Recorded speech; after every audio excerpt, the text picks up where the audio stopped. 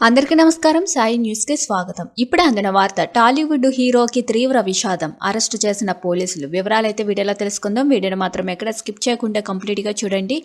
అప్పుడే మీకు complete information అనేది తెలుస్తుంది. అలాగే ఇప్పటివరకు మన ఛానల్ ఎవరైతే సబ్స్క్రైబ్ చేసుకోలేదో దయచేసి సబ్స్క్రైబ్ చేసుకోండి. అదే విధంగా లైక్ చేయడం మాత్రం మర్చిపోకండి. ఇంకా వివరాల్లోకి అయితే వెళ్ళిపోదాం.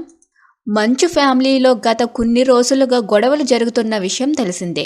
ఆస్తుల పంపకాల గురించి మొదలైన గొడవలు రోజు రోజుకి పెరుగుతూనే ఉన్నాయి తప్ప కొలిక్కి రావడం లేదు. అయితే సినీ నటుడు మంచు మోహన్ ఫ్యామిలీ గొడవలు రోజుకో ట్విస్ట్ ఇస్తున్నాయి.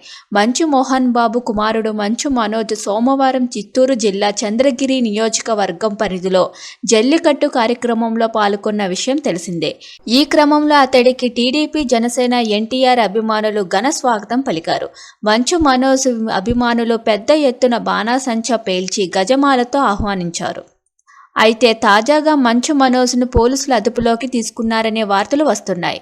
ఈ క్రమంలో సినీ నటుడు మంచు మనోజ్ను తిరుపతి పోలీసులు సోమవారం అర్ధరాత్రి అదుపులోకి తీసుకున్నారు.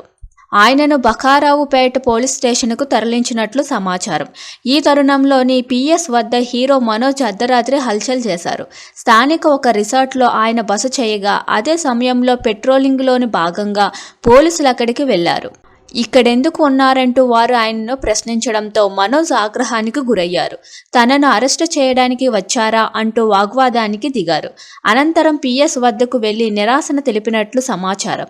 మనోజ్ అరెస్టుకు సంబంధించిన పూర్తి వివరాలను బకారావుపేట పోలీసులు మరికొద్ది సేపట్లో బయటపెట్టే అవకాశం ఉన్నట్లు సమాచారం. Thank you for watching this video.